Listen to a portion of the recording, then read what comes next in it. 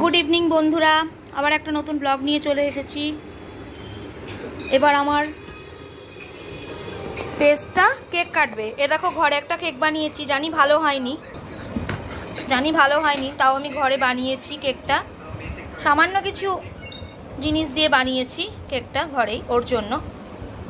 এই দেখো বসে আছে, এবার ও কেক কাটবে।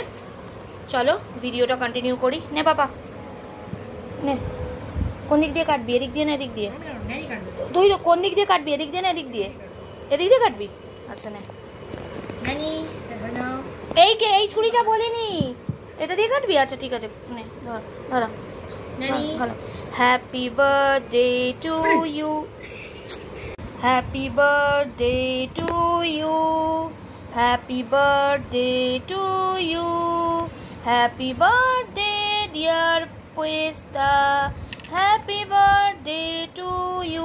একটুখানি ওকে খাইয়ে দে, একটুখানি দেখ, খাইয়ে দে একটু। ও খাবে না, ছেড়ে দে। যা কেক কাটলো সে আর বলার কথা নয়, পুরো লন্ডভন্ড করে দিয়েছে কেকটা। যাকে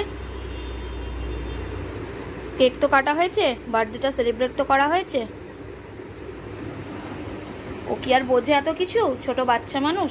ঠিক আছে, আজকের ব্লগটা এই পর্যন্তই, আবার দেখা হবে নেক্সট কোনো ব্লগে। Tata, good night.